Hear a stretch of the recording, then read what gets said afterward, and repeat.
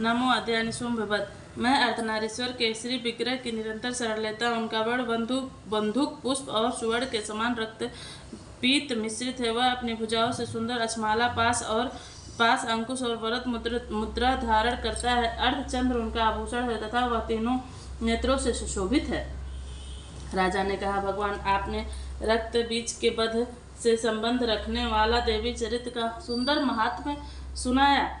अब रक्त बीज के मर जाने पर अत्यंत क्रोध से भरे हुए शुंभ और निशुंभ जो कर्म किया है उसको मैं सुनना चाहता हूँ। तो ऋषि कहते हैं, राजन, युद्ध में रक्त बीज तथा अन्य दैत्यों के मारे जाने पर शुंभ और निशुंभ के क्रोध की सीमा नहीं रही। अपनी विशाल सेना इस प्रकार मारी जाती देख निशुंभ आमर्ष से भरकर देवी की ओर दौड़ा। उसके साथ असुर की प्रधान सेना थी। उसके आगे पीछे तथा पार्श्व भाग में बड़े बड़े असुर थे जो क्रोध से होठ चबाते हुए देवी को मार डालने के लिए आए। महापराक्रमी शुंभ भी अपनी सेना के साथ नातिगढ़ों से युद्ध करके क्रोधवश चंडिका को मारने के लिए आ पहुंचा। तब देवी के साथ निशुंभ और निशुंभ का घोर संग्राम छिड़ गया। वे दोनों दैत्य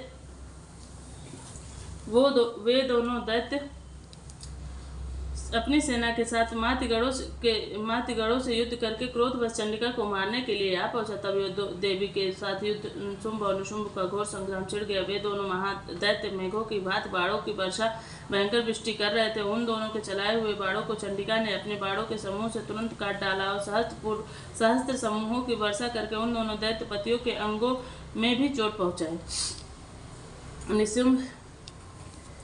निशुंभ ने तीखी तलवार और चमकती हुई ढाल लेकर देवी के श्रेष्ठ वाहन सिंह के मस्तक पर प्रहार किया।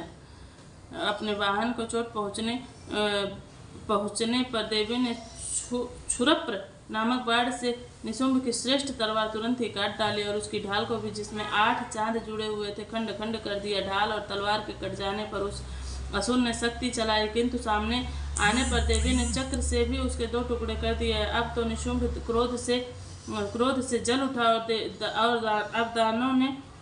उस दानव ने देवी को मारने के लिए शूल उठाया, किंतु देवी के समीप आने पर भी उसे मुक्के के मार से चूर कर दिया।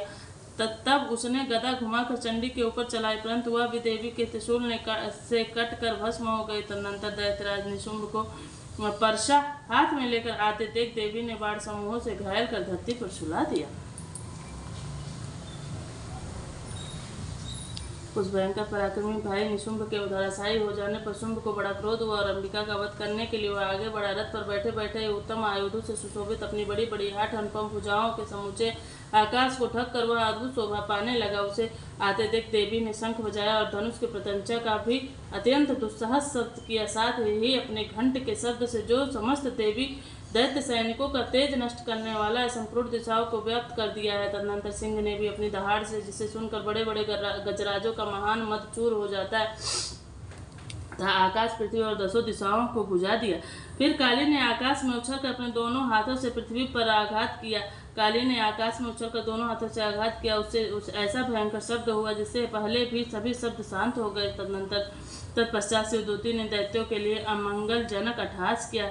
इन शब्दों से सुनकर समस्त असुर थर्रा उठे, किंतु शुंभ को बड़ा क्रोध हुआ। उस समय देवी ने उस शुंभ को लक्ष्य करके कहा, ओ दुरात्मा, खड़ा रह। तभी आकाश में खड़े हुए देवता बोले, जय हो जय हो। शुंभ ने वहां आकर ज्वालाओं से युक्त अत्यंत भयानक शक्ति चलाई। अग्निमय पर्वत के समान आती हुई शक्ति को देवी ने बड़े भारी लूके से दूर हटा दिया।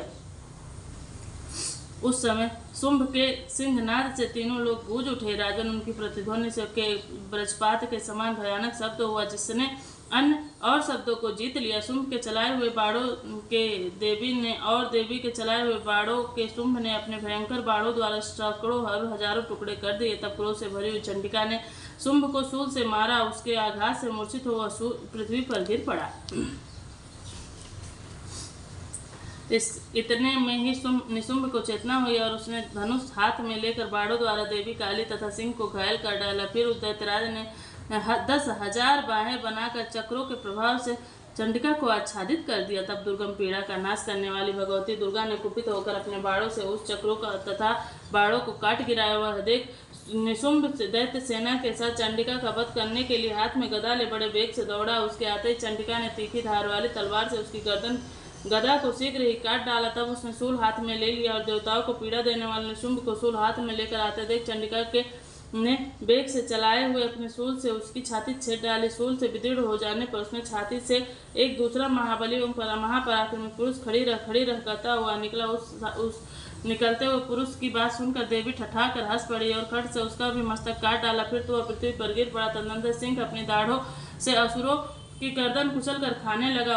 यह बड़ा भयंकर दृश्य था। उधर काली और शिवदूती ने भी अनन्यास दैत्यों का भक्षण आरंभ कर दिया। कौमारी की शक्ति से विदीर्ण होकर कितने ही महादैत्य नष्ट हो गए। तो ब्राह्मणी के मंत्रपूत जल से निस्तेज होकर कितने ही भाग खड़े हुए। कितने ही दैत्य माहेश्वरी के त्रिशूल से छिन्न भिन्न हो धराशायी हो गए। बाराही के थुथुन के आघात से कितनों का पृथ्वी पर कचूमन निकल गया। वैष्णवी ने अभी अपने चक्र से दानवों के टुकड़े टुकड़े कर दिए। इंद्री के हाथ से छूटे हुए वज्र से भी कितने ही प्राणों से हाथ धो बैठे।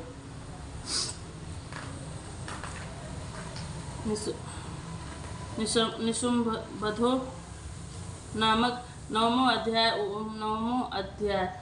कुछ असुर नष्ट हो गए, कुछ उस महायुद्ध में भाग खड़क गए और कितने ही काली शिवदूती तथा सिंह की ग्रास बन गए। इस प्रकार से मार्कंडेय पुराण में सर्वाणिक मनवंतर की कथा के अंतर्गत देवी महात्म्य निशुंभ वध नामक 9वां अध्याय पूरा हुआ। बोलो जगत जननी माते की जय।